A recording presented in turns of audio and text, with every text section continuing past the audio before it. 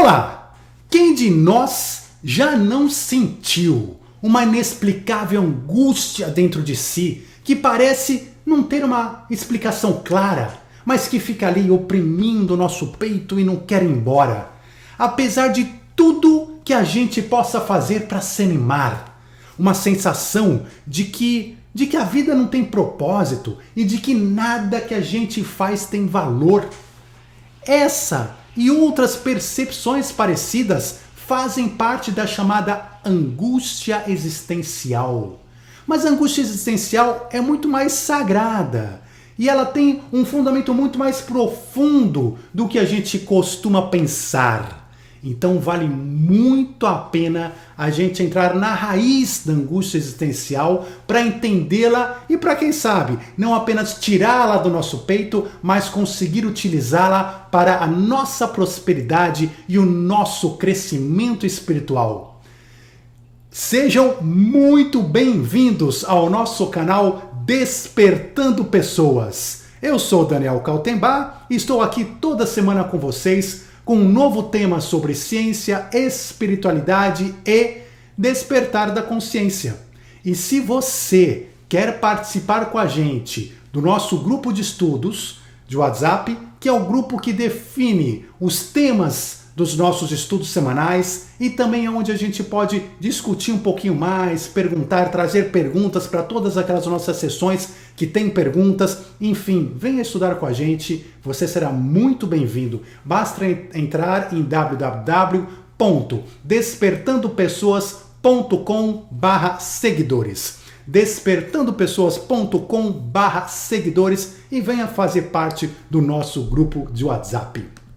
E antes da gente entrar neste tema maravilhoso, não deixe de se inscrever no canal, inscreva-se aqui no canal e ative o sininho para receber todos os nossos conteúdos semanais. Sempre conteúdos positivos, com mensagens espirituais que nos ajudam no despertar de consciência, na nossa expansão, no nosso otimismo, na nossa forma positiva de encarar a vida. E por isso, também compartilhe este vídeo com todas aquelas pessoas que você sabe que gostariam também de estudar e de receber boas mensagens e boas notícias nesse mundo, nesse caos que nós estamos vivendo com tanta preocupação. Aqui nós temos no nosso canal Despertando Pessoas um ponto seguro para que a gente possa desenvolver realmente a nossa espiritualidade maior.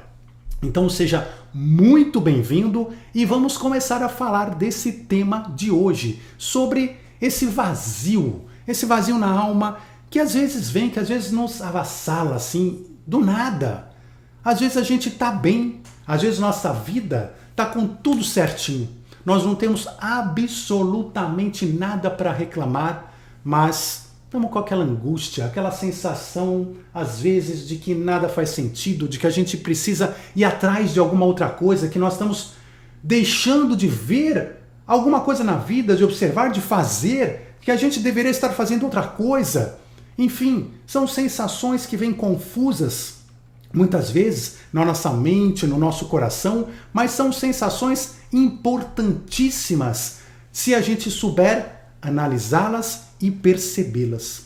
Então, não é por acaso, né, gente, que a gente vê hoje tantas pessoas, às vezes, com tudo que você, né, que a gente diria que é o melhor do mundo. Então, pessoas famosas, absolutamente famosas, pessoas milionárias, pessoas, enfim, né, que têm tudo de bom e de melhor, sentem, muitas vezes, uma angústia profunda na vida, entram em depressão, não conseguem curtir aquele momento que estão vivendo, não veem sentido em tudo que têm e muitas vezes chegam até a não apenas entrar em depressões profundas, acabar se utilizando de drogas ou eventualmente fazendo coisas ainda piores, atentando contra a própria vida e assim por diante. Mas por quê? Porque não conseguiram perceber a grandeza da nossa vida e principalmente o porquê, ou a razão pela qual eles sentem tudo isso dentro do peito. Na verdade, quando a gente compreende isso, nós podemos, ao invés de nos fechar e ao invés de achar que nada tem valor, ao contrário, perceber a riqueza desse universo, a riqueza da vida e o quanto muitas vezes a gente está perdendo oportunidades, de fato, por estar dormindo, ao invés de estar desperto para todas aquelas oportunidades e situações que estão na nossa frente. Então vamos ver isso. Vamos entrar mais a fundo nessa situação. Vamos falar um pouquinho, em primeiro lugar, do nosso mundo, né? Ou seja, aqui, do local que a gente vive, do nosso planeta, de Gaia, a nossa tão maravilhosa Mãe Terra que nos abriga com tanto amor aqui. A Terra preparou, Gaia preparou, Deus, o universo preparou o planeta para a nossa chegada, para que a gente, como humanidade, pudéssemos estar aqui. Então vejam, esse planeta foi amorosamente preparado. Colocaram aqui dentro um céu azulado maravilhoso para a gente poder observar todos os dias. Colocaram mares esverdeados e cristalinos, cachoeiras majestosas, refrescantes, alimentos por toda parte. Na natureza, Deus distribuiu alimentos para que ninguém passasse fome, chuva para trazer água, estrelas para nos inspirar à noite. Quem já parou, ficou de noite olhando o céu noturno, olhando o céu estrelado? Se você não fez isso, por favor, faça. Sente numa cadeira, apague as luzes e deixe-se ser invadido pela energia das estrelas. Nesse planeta, colocaram ainda a lua para clarear os nossos caminhos à noite, para ser a nossa lanterna. Colocaram sol quente, brilhante, agradável, nos dando força, nos dando energia, nos dando disposição para viver. Distribuíram pelo planeta animais lindos, amigos, maravilhosos, uma natureza exuberante. E junto com tudo isso, brisas quentes, energizantes. E família, amigos, parceiros, companhias. Tudo para que a gente pudesse aproveitar. Depois que estava pronto esse planeta, que Gaia estava com tudo preparado, as nossas consciências individuais foram trazidas aqui para a Terra para que a gente pudesse experimentar, para que a gente pudesse viver todas essas riquezas daqui. E eu te pergunto, quem poderia reclamar de viver aqui? Quem poderia se sentir mal de estar aqui? Quem poderia se sentir incompleto? Quem ousaria sentir um vazio na alma? Uma angústia existencial? Não parece muito contraditório?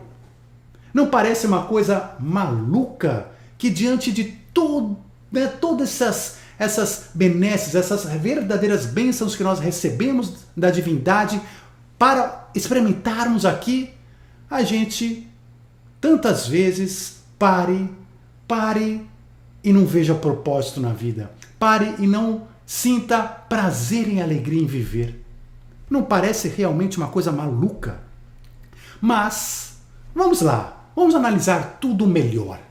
Se a gente fosse realmente pensar nesta realidade, dessa Gaia maravilhosa, desse planeta que está preparado para nos receber, para que a gente possa aqui estar vivendo, experimentando, e se a gente vivesse exatamente nesse grande paraíso, num paraíso onde eu tivesse nessa comida espalhada, como é realmente de Gaia, né? Mas com a comida espalhada, com água, com a natureza, como é que eu viveria neste paraíso?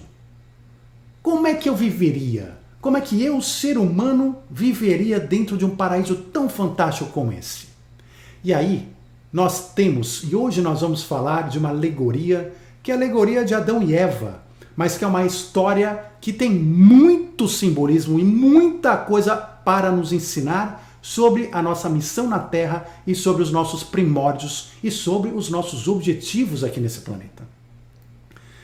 Até mesmo a razão pela qual nós estamos aqui. Então, como na alegoria de Adão e Eva, talvez a gente vivesse que nem Adão e Eva, nesse paraíso maravilhoso, A gente viveria então eternamente feliz, sem preocupações de nenhuma espécie, sem julgamentos, sendo um com o todo, sendo um com a natureza. Fôssemos nós, Adões e Evas, jogados neste paraíso do Éden, certamente, porém, a gente estaria tomado também por um outro fenômeno, pela nossa preguiça, pela nossa luxúria, pela falta de propósito. Porque no final nós sempre escolheríamos estar e ficar deitados na rede, já que já temos tudo gratuitamente ao nosso redor. Isso seria bom para o nosso crescimento espiritual?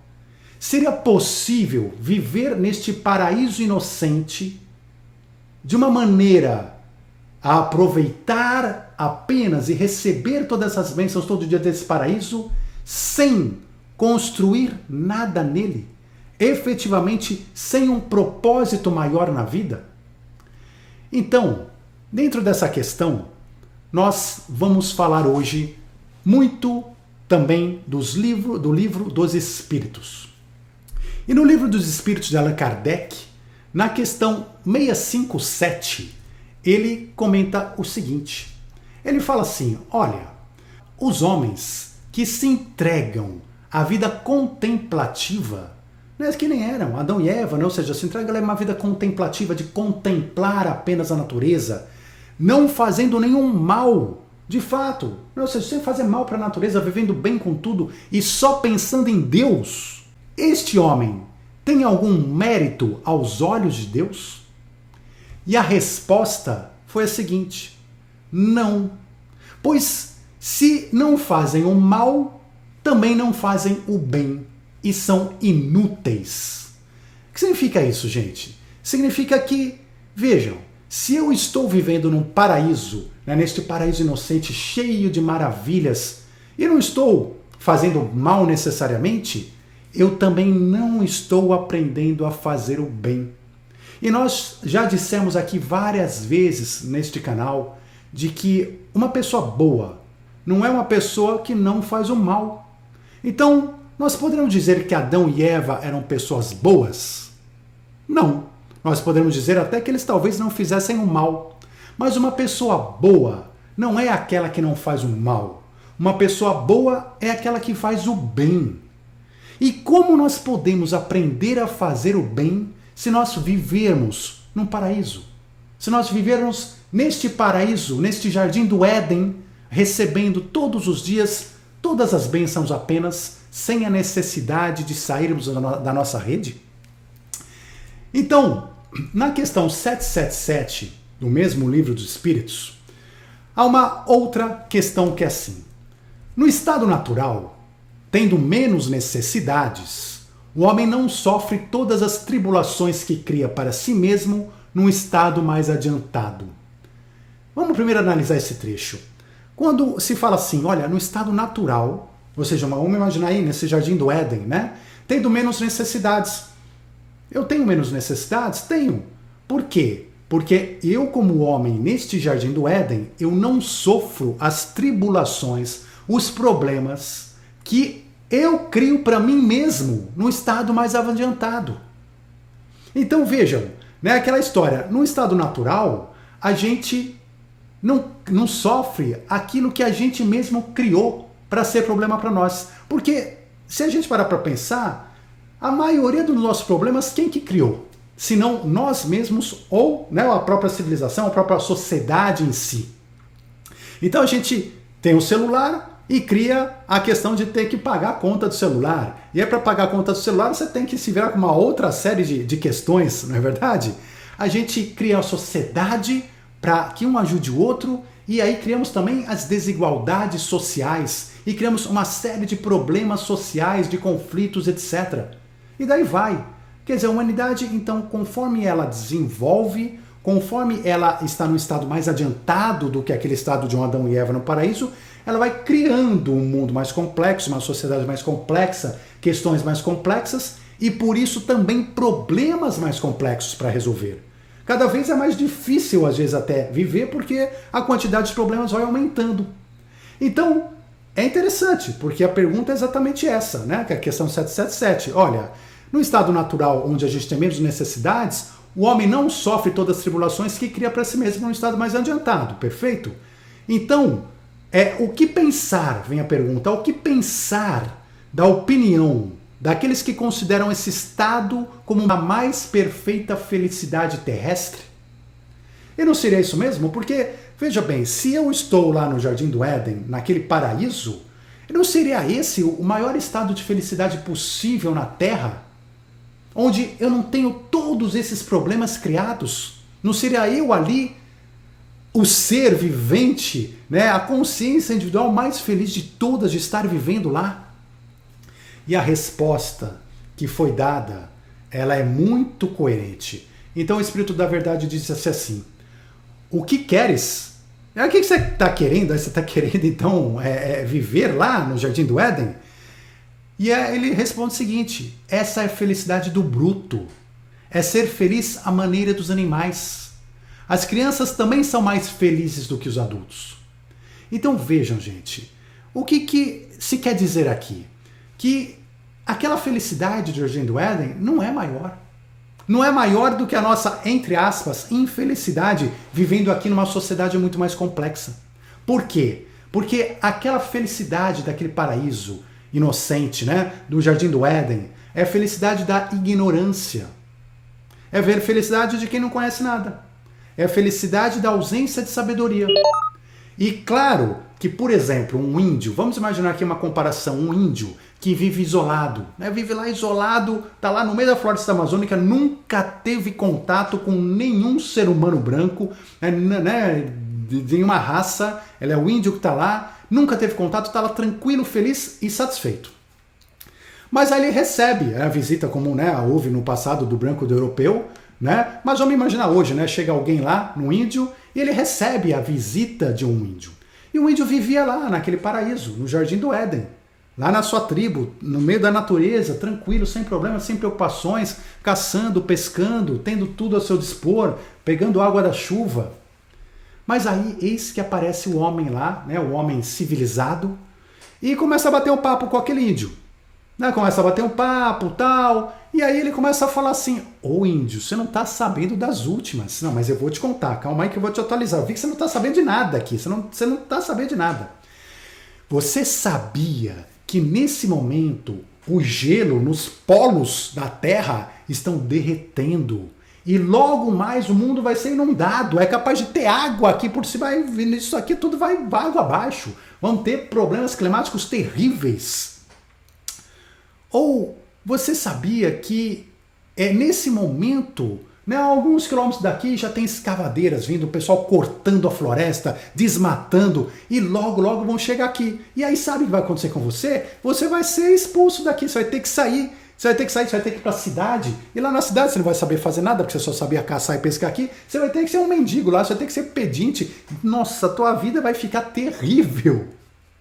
Você sabia que estão poluindo o planeta? Que daqui a pouco sua água aqui não vai ter mais peixe, seu ar aqui já vai estar irrespirável. Você não está sabendo de nada disso, do que está acontecendo?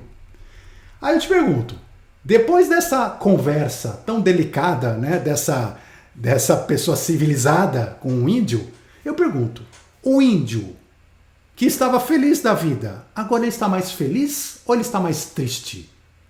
Então vejam, a felicidade dele parece que desapareceu, né? Porque agora ele está preocupado, está ansioso, preocupado com o que vai acontecer, ansioso se quando que isso vai acontecer, se ele pode fazer alguma coisa para evitar, se ele não pode fazer nada para evitar, o que vai ser dos filhos dele, o que vai ser dos netos, o que vai ser das tradições. Enfim, agora ele está preocupado da vida pela notícia que ele recebeu. Agora, o que está se dizendo aqui? Que é a verdade. O índio ele era feliz dentro de um patamar evolutivo. De um patamar evolutivo da pessoa que ainda ignora o conhecimento. Porque é de fato, né, a ignorância é felicidade. Se eu não tenho noção do que está acontecendo no mundo, muitas vezes sou mais feliz, entre aspas, do que eu conhecendo tudo. Mas a minha felicidade nesse Jardim do Éden, neste momento, nessa esfera evolutiva, nesse degrau evolutivo, ela é uma felicidade não real. Ela é uma felicidade às custas da minha ignorância, às custas da minha falta de conhecimentos. Então vamos imaginar o seguinte, é fácil da gente pensar. Vamos pensar que, será que nós, eu, você, todos nós aqui, optaríamos conscientemente pela felicidade dos animais? Então, assim, não, por que o animal é mais feliz nesse sentido? Também porque ele tem a ignorância dos fatos que estão acontecendo, ele não tem a racionalidade para entender a situação, para entender várias questões que deixariam ele altamente nervoso, tenso, se ele soubesse. Essa é a ignorância. Adão e Eva viviam como animais nesse sentido, apesar de ter uma sabedoria, mas viviam nesse paraíso inocente. Vamos imaginar que Deus aparecesse aqui agora, né, na sua casa, aí na minha casa, em todo lugar, aparecesse aqui para cada um de nós e falasse assim, olha, eu entendi que você quer ser feliz, que nem Adão e Eva, voltar ali para aquela situação, para aquele jardim do Éden. Então eu vou fazer o seguinte, se você quiser, eu vou te transformar agora em um gato. E você vai ser um gato aí na sua casa, tranquilo, sentado no sofá, né, só se lambendo, tomando aguinha, tendo comidinha, e sem ter que se preocupar com nada, com absolutamente nada. Eu pergunto, você aceitaria essa proposta de verdade? Você aceitaria essa proposta? Né? É claro que não. Nós não aceitaríamos por quê? Porque eu até poderia ter uma felicidade maior, porque às vezes eu tô aqui na minha vida desesperado e falo, eu queria ser aquele gato. Mas a gente não queria não. Porque se Deus ofertasse, a gente fala não. Por quê? Porque nós não trocaríamos a nossa sabedoria por aquela felicidade inocente. Nós sabemos que a nossa sabedoria tem um valor. E a gente busca o quê? Não mais aquele paraíso inocente de quem não conhece, mas estamos buscando agora um outro paraíso que está num degrau acima, que é um paraíso consciente de quem tem a sabedoria e consegue atingir um outro nível de paraíso. Vocês entendem a diferença? Então, é isso o que vem acontecer. Aí, nós vamos começar a entender aqui o papel da angústia existencial. Então, na resposta à questão 776 do Livro dos Espíritos, que nós estamos utilizando hoje, ele diz o seguinte, o estado natural, ou seja, estar nesse jardim do Éden, né, viver desta maneira, é a infância da humanidade. É o ponto de partida do seu desenvolvimento moral e intelectual. Então quem é Adão e Eva? Adão e Eva é justamente a infância da humanidade, a representação da infância da humanidade, onde nós estávamos ainda para iniciar o nosso desenvolvimento moral e intelectual. O homem, sendo perfectível e trazendo em si o germe de seu melhoramento, não foi destinado a viver perpetuamente no estado natural, como não foi destinado a viver perpetuamente na infância. Então, gente, o que acontece? O homem sendo perfectível significa o quê? Que nenhum ser humano existe para ser o que ele é para sempre. Não, nós estamos em constante transformação. Nós somos perfectíveis, ou seja, nós podemos ser aperfeiçoados. E nós somos aperfeiçoados a cada dia de nossas vidas. O nosso desenvolvimento vai nos aperfeiçoando cada vez mais. Ou seja, nós temos dentro de nós essa semente do melhoramento. Faz parte de nós. E olha só o que diz a resposta. Nós não fomos destinados a viver perpetuamente, a viver para sempre no Jardim do Éden. Não fomos destinados para isso. Pô, mas espera aí. Adão e Eva, né, nessa alegoria, não deveriam estar lá para viver eternamente aquele paraíso? Não foi errado o que eles fizeram e foram expulsos de toda aquela história? Vamos falar um pouquinho, né, entender essa alegoria melhor. Mas ninguém foi destinado a viver perpetuamente no Jardim do Éden. Assim como também na nossa vida, nós não fomos predestinados a viver perpetuamente na infância. Nós temos como destino o desenvolvimento, queiramos ou não. A nossa perfeição é o nosso destino. Então, a gente pode até ter o livre-arbítrio de como nós vamos chegar, em quanto tempo nós vamos chegar nessa perfeição, mas nós vamos chegar lá, esse é o nosso destino. Então, A evolução espiritual tem esse destino de sermos perfeitos. Vamos evoluir.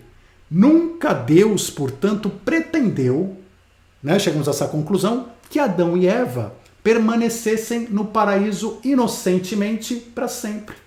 Isso não era um plano divino. E para isso ele criou a chamada angústia existencial, que nós vamos comentar. A angústia existencial, ela é a garantia de que nós sairemos, né, sempre de um paraíso inocente em busca de um paraíso superior, de um paraíso consciente. E a resposta à questão 132 do Livro dos Espíritos de Allan Kardec diz assim, olha só, a ação dos seres corpóreos é necessária à marcha do universo.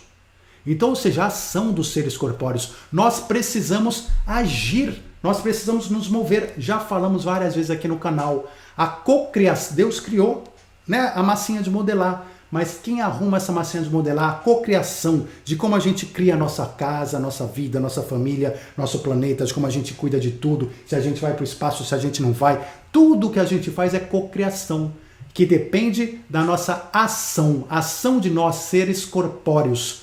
E essa ação nossa, essa nossa cocriação é necessária à marcha evolutiva de todo o universo. Então Deus, na sua grande sabedoria, ele quis que tivessem nessa mesma ação um meio de progredir e de se aproximarem dele. Ou seja, Deus, em sua infinita bondade, criou, entre outras coisas, a angústia existencial, como uma forma de garantir que nós, seres humanos, estaremos sempre progredindo, que nunca iremos parar, que sempre no nosso íntimo nós vamos estar caminhando em direção a Deus, em direção à perfeição, exatamente como uma força gravitacional. Sabe a gravidade, aquela força gravitacional que nos atrai para Deus, que nos leva, que nos empurra em direção a Deus. Essa força está constantemente fazendo efeito sobre nós. É uma força gravitacional secreta que nos empurra para Ele. E a marcha, então, de nós, seres corpóreos, essa marcha em direção a Deus é necessária à evolução. Não podemos ficar deitados na rede. E a angústia existencial garante que não ficaremos deitados na rede. Ela é uma bênção que pode nos fazer sempre que a gente começa a pensar em parar, ela nos faz voltarmos a nos movimentar e continuarmos nos aproximando de Deus. É ela, a angústia existencial, quem diz, chega, o que você está fazendo na sua vida, o que você está achando que é importante, o que você está focando, não faz sentido. Não faz sentido. Não, mas é muito importante porque isso aqui me dá fama, isso aqui me dá dinheiro, isso aqui é o que falaram que eu deveria fazer, isso aqui é o que o vizinho falou que é bom. Maravilha.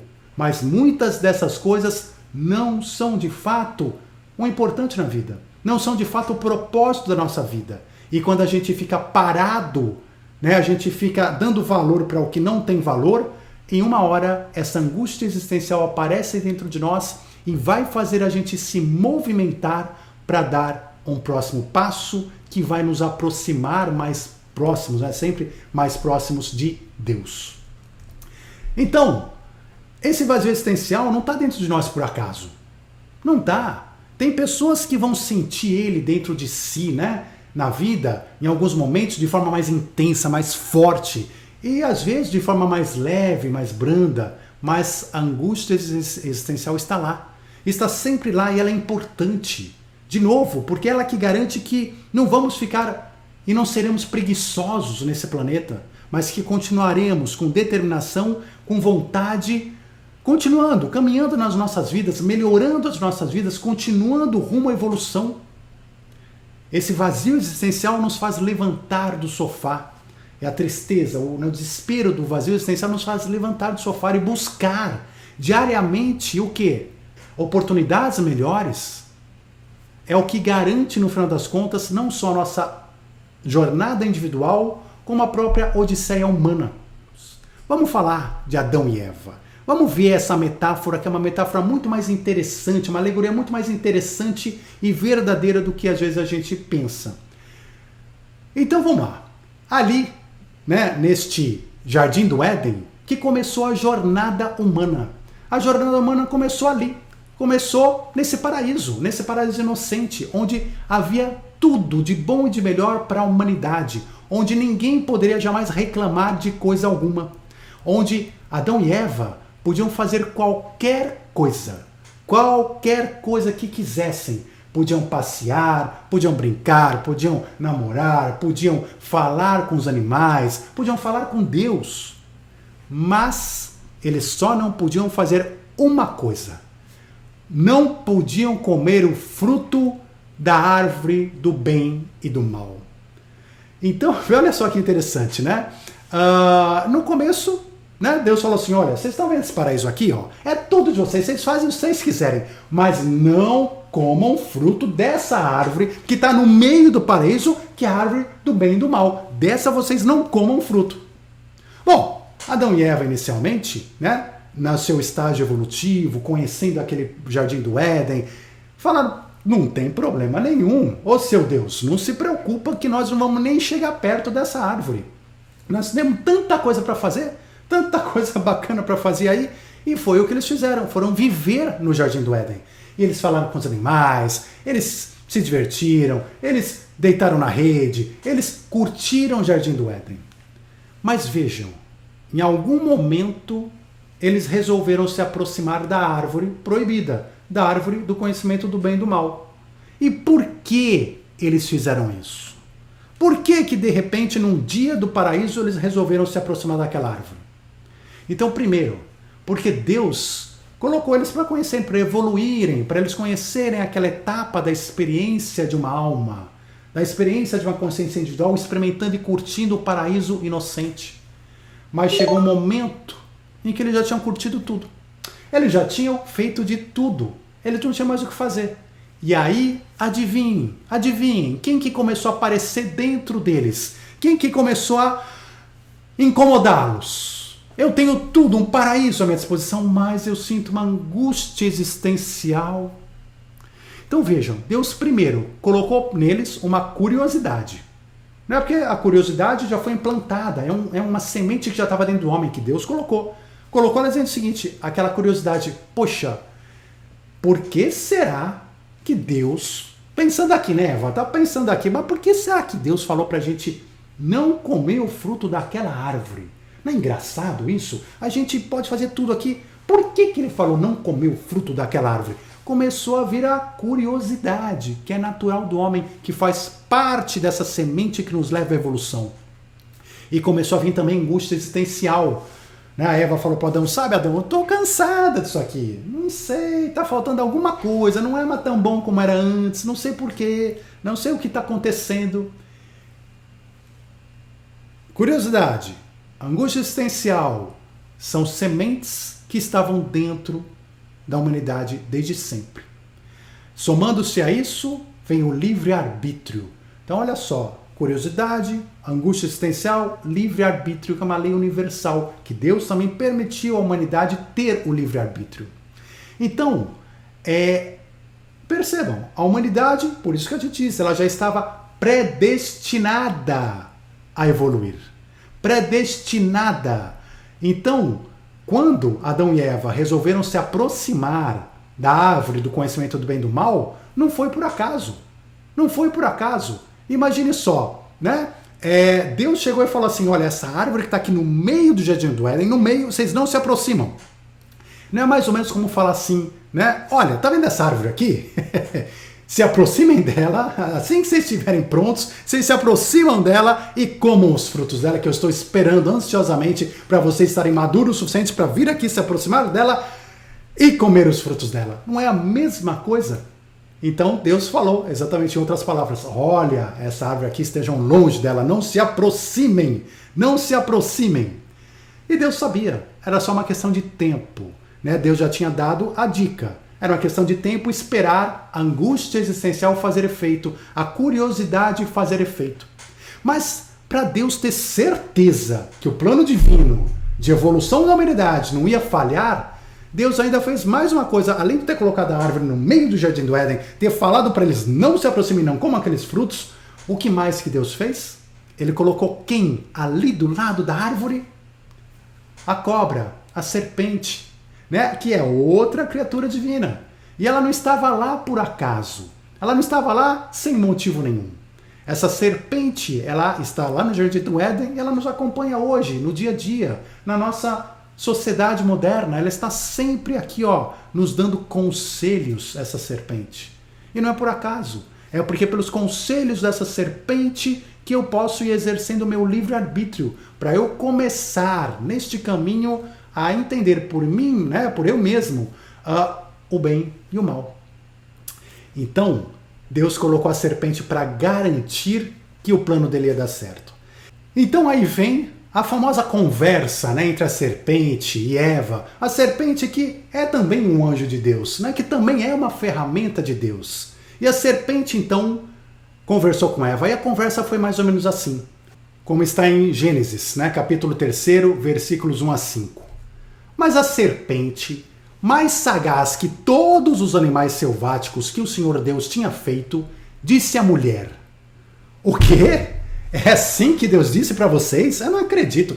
Ele falou o quê? Que não comereis de toda a árvore do jardim? Então vejam, né? A serpente conversava com Eva com aquele cinismo, dando a entender para Eva que Deus era injusto com ela. Falou, poxa, mas por que ele fez isso com vocês? Proibir vocês de comer a árvore, né? Desculpa, o fruto dessa árvore? Não faz sentido nenhum. E foi então que Eva respondeu: não é que Deus falou que não pode comer. Ele falou assim, ele falou, olha, do fruto das árvores, de todo o jardim, nós podemos comer sim, mas do fruto dessa árvore, que está no meio do jardim, Deus disse, olha, dessa aqui você não pode comer, e nem tocar, para que você não morra. Veja, Deus foi muito bom, deixou a gente comer de todos os frutos, só desse aqui que ele falou para a gente não comer, porque senão a gente ia morrer. Não é justo isso? E aí a serpente disse a Eva: é certo que você não morrerá. Porque, sabe o que acontece? Deus está te enganando. Deus sabe que no dia que você comer desse fruto, os seus olhos se abrirão e você será como Deus. Você será conhecedor do bem e do mal. Então vejam só. A cobra teria convencido Eva do quê? De que, peraí, existe alguma coisa errada aqui. Não é que Deus não quer que vocês comam porque vocês vão morrer. Deus não quer que vocês comam porque vocês vão ter, então, a sabedoria do bem e do mal. E aí vocês vão ser iguais a Deus. E Deus não quer que vocês fiquem iguais a Ele. Então, eu te pergunto, né? Vamos lá. Como que depois de um discurso desse, de uma conversa dessa com uma serpente, Eva seria capaz de optar em continuar sendo ignorante, em continuar vivendo aquela felicidade animal, naquele paraíso inocente? Essa alegoria, essa história é a história humana, da nossa humanidade. Naquele momento, Eva e Adão estavam decidindo por nós, né, representados na humanidade por eles, estávamos decidindo por nosso livre-arbítrio sair, abandonar o paraíso inocente para irmos, caminharmos em direção a um outro paraíso melhor, maior, um paraíso consciente. Só que para a gente chegar nesse paraíso consciente, a gente teria que experimentar cada gota do bem e do mal. Mas vejam, qual que era o propósito? O propósito de comer o fruto era justamente evoluir, era ser igual a Deus. Como é que eu posso ser igual a Deus? Eu só posso buscar a perfeição, a beleza, a grandeza de Deus que sempre nos atraiu, né? Nós criados à sua imagem e semelhança, quando eu tiver a sabedoria de Deus. E como que eu poderia ter a sabedoria de Deus sem comer o fruto daquela árvore do conhecimento do bem e do mal? Ou seja, sem conhecer verdadeiramente o bem e o mal. O que significa conhecer o bem e o mal? Vamos pensar o seguinte. Adão e Eva viviam num paraíso. Naquele paraíso não existia mal. Era um paraíso, não existia mal. Então veja, nem as aranhas mordiam, né, nem as cobras picavam, não tinha mal, o leão não atacava, você conversava com tudo, só existia o bem. Mas Adão e Eva não sabiam disso. Eles não conheciam. Por que eles não conheciam? Porque nós vivemos em um mundo dual. Nós vivemos de um mundo dual. Nós vivemos de um mundo onde tudo acontece por comparação. Nós só entendemos o que é pequeno quando a gente conhece o grande. Nós só entendemos o que é o amarelo quando a gente conhece o vermelho. E assim vai. Nós só conseguimos compreender o que é o bem quando a gente conhece o que é o mal. Porque se eu não tiver a comparação, eu não consigo entender. Então, olha que interessante. As pessoas falam assim, tá bom. Então significa que Adão e Eva só conheciam o bem, mas não conheciam o mal? Não, é muito pior do que isso. Olha que curioso. Adão e Eva não conheciam nem o bem, nem o mal, apesar de viverem num paraíso onde só existia o bem. Por que isso? Porque se o universo fosse todo amarelo, se tudo fosse amarelo ao nosso redor, nós não conheceríamos o vermelho, mas também não conheceríamos o amarelo, porque a gente não perceberia que existe amarelo ao nosso redor. A gente não conseguiria perceber que o que está ao nosso redor é amarelo. A mesma coisa acontecia naquele paraíso. Então, Adão e Eva viveram num paraíso que só existia o bem. Por consequência, é lógico que eles não conheciam o mal. Mas o curioso é que eles também não conheciam o bem. Por quê? Porque como só existia o bem ao seu redor, eles não tinham uma ação, não tinham nada para comparar, para mostrar o que era o mal, eles absolutamente não sabiam que aquilo que eles viviam era o bem. Eles viviam o bem sem consciência, sem saber. E por isso, de novo, aquele paraíso inocente, por isso, de novo, aquela situação. Então, daí a importância de comer o fruto do conhecimento do bem e do mal, que Deus já sabia que nós experimentaremos. O que é conhecer o fruto do bem e do mal? É justamente sair do paraíso e ir experimentar o mal. E experimentar o mal por nosso livre-arbítrio. Deus não poderia expulsar a gente. Ele não desrespeitaria a lei universal do livre-arbítrio que ele criou. Mas ele esperou o momento certo, quando nós, por nosso livre-arbítrio, decidimos então, né? Eva falou, Adão, quer saber? Eu quero conhecer esse bem e esse mal. Eu quero ser igual a Deus. Deus não está sendo justo com a gente, não. Vamos experimentar. E experimentou. E, logicamente, né? Se a mulher experimentou, foi fácil convencer o homem. Ele falou, ó, Adão, né? Experimenta aí que tá gostosa, né? O Adão já foi lá e experimentou. Então, a partir desse momento, nós saímos. É o momento que define a nossa jornada espiritual para o conhecimento do bem e do mal. Significa que a partir deste momento, nós fomos conhecer o mal. E é por isso que hoje a gente vê tanto mal por aí. Tanto mal. Por quê? Porque nós decidimos experimentar todo o mal, experimentar tudo que é ruim, experimentar todas as injustiças, experimentar tudo que causa dor física, emocional, psicológica, experimentar tudo. Porque é só conhecendo todo o mal que nós começamos a entender todo o bem. Que nós podemos comparar e compreender, agora eu entendi o que é o bem. E começar a desejar que a gente queira voltar para o paraíso. Porque a gente quer voltar para o bem. Mas não mais aquele paraíso inocente de quem não conheceu o bem e o mal. Agora um novo paraíso de quem conhece o bem e o mal e optou pelo bem. Isso faz uma grande diferença, porque são dois estágios evolutivos absolutamente distintos. Então a pergunta é, nós somos expulsos, fugimos, né? Houve uma libertação do Jardim do Éden. Então é muito claro, né, que Deus não nos expulsou. Ele já sabia de nosso destino, já estava programado em nosso DNA espiritual, através da curiosidade, da angústia existencial, do livre-arbítrio. E nós que decidimos fugir do Jardim do Éden, em busca de sermos iguais a Deus, e nessa busca dessa nosso desejo de ser cada vez melhor, de conhecer o bem e o mal, de evoluir incessantemente. E aí, desse momento que a gente abandonou o paraíso, a gente caminha inexoravelmente em direção ao Criador, em direção a Deus, E a força que nos leva em direção a Deus chama-se angústia existencial. Ela garante que não ficaremos parados pela preguiça ou pela suposta felicidade primitiva que a gente tem na ignorância, mas que não seguiremos o caminho reto a cada passo de nossas vidas rumo à evolução. A angústia existencial não está dentro de nós por acaso. Ela é uma força magnética de amor que garante que jamais abandonaremos a nossa jornada em direção ao Criador. É o que nos faz abandonar a rede, ou aquele jardim do Éden, e estarmos sempre em busca de pastos mais verdejantes. Então nós temos Deus de um lado, o homem do outro, e um vazio no meio. Mas esse vazio não está vazio. Ele tem um campo eletromagnético de amor, ele tem uma força de atração, ele tem uma gravidade que puxa Deus e homem, que aproxima o homem de Deus a cada momento.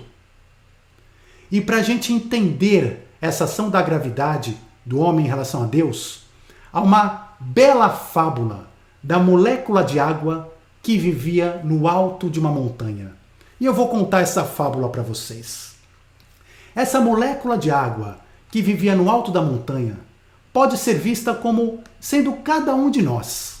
Nós estamos lá, no alto, felizes, contentes, no topo do mundo, contemplando a natureza, vivendo com tranquilidade, sob o sol e o vento suave, com uma paisagem maravilhosa dos vales verdejantes lá embaixo. Mas no meio de toda essa paisagem, existe uma angústia dentro da gota, que ela mesma não sabe explicar. Essa angústia é o efeito de uma energia. E essa energia é a causa de sua angústia. É a força física e existencial da atração incontrolável da gota d'água em relação ao mar. Ela sequer conhece o mar ainda. Nunca o viu, mas sente em seu íntimo que deve conhecê-lo. Ir até ele, chegar nele de alguma forma, juntar-se ao todo. E assim, ela vai experimentando um crescente desejo de abandonar o seu paraíso no alto da montanha, sendo compelida por uma divina força que não sabe explicar, chamada força da gravidade, que faz toda a água no planeta correr sempre em direção ao mar. Até que, angustiada, ela decide começar sua jornada em busca desse desejo estranho. E assim fez. Despediu-se de seus amigos, confessando para eles que, apesar de sua vida ser paradisíaca no alto da montanha, ela não poderia mais ficar ali parada.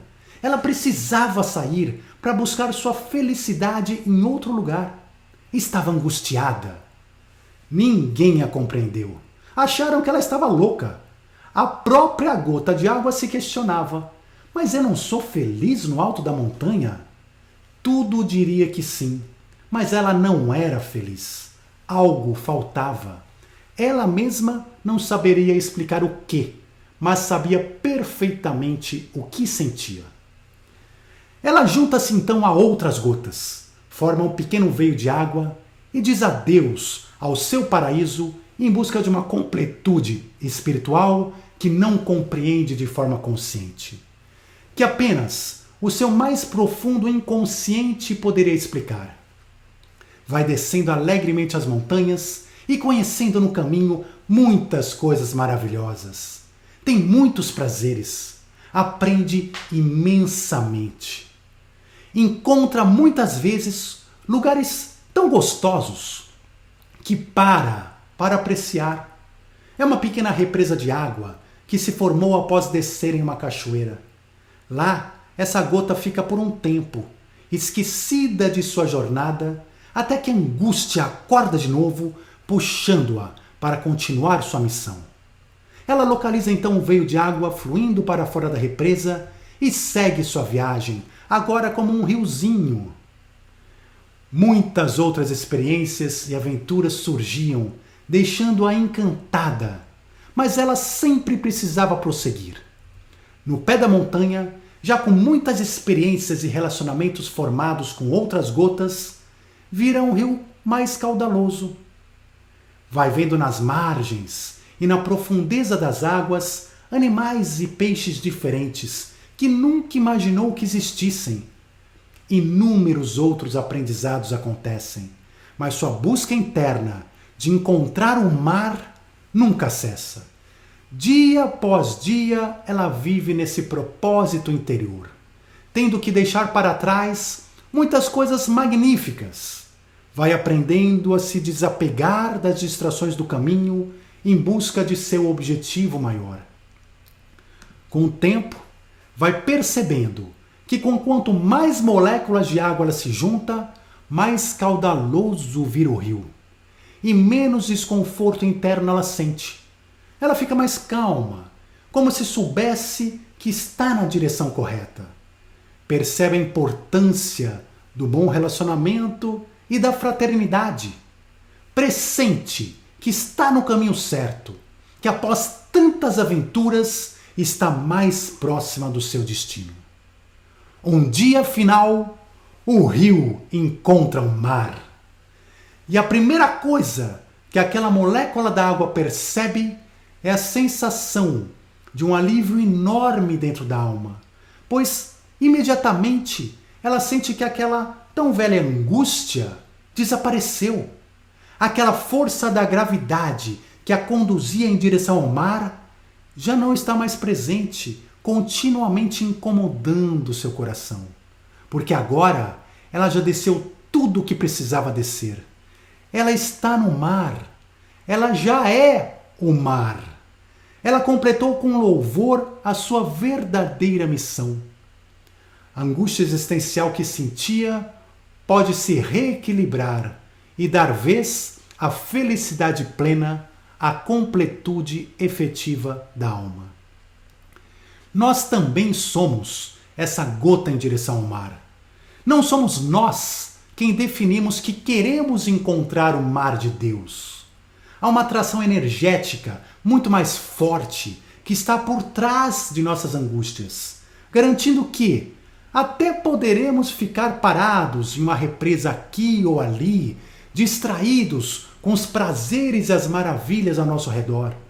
Mas ainda assim, a angústia acabará vencendo, nos fazendo continuar, progredir, crescer, aprender, sermos mais sábios. Acima de tudo, aproximarmos-nos mais e mais do Criador, do mar de luz e amor infinitos, onde verdadeiramente pertencemos. E quando estamos de volta no mar, lembramos então que sempre fizemos parte dele, que ele é nós e nós somos ele. E perceberemos que, de tempos em tempos, o mar cria e recebe novas moléculas de água, formadas pelos gases oxigênio e hidrogênio ao redor.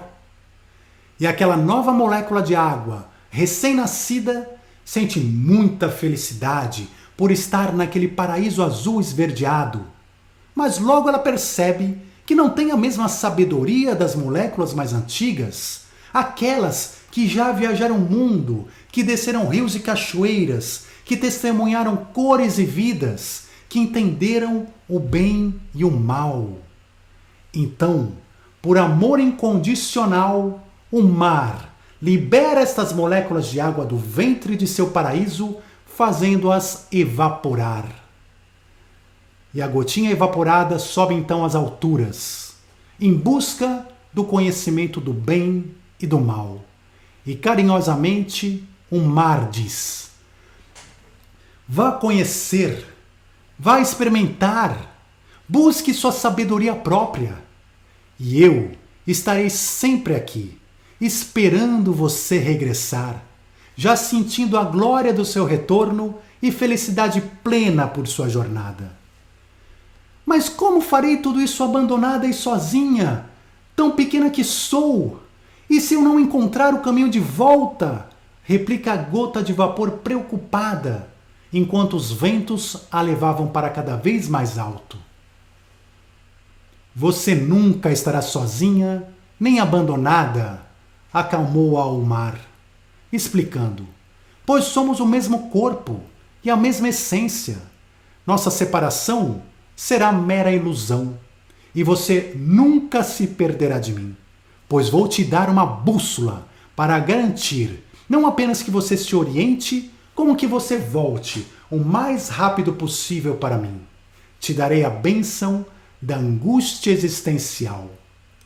Ela nos ligará o tempo todo, em especial nos momentos que você se sentir solitária, triste, com dúvidas, ou tiver esquecido o seu verdadeiro propósito.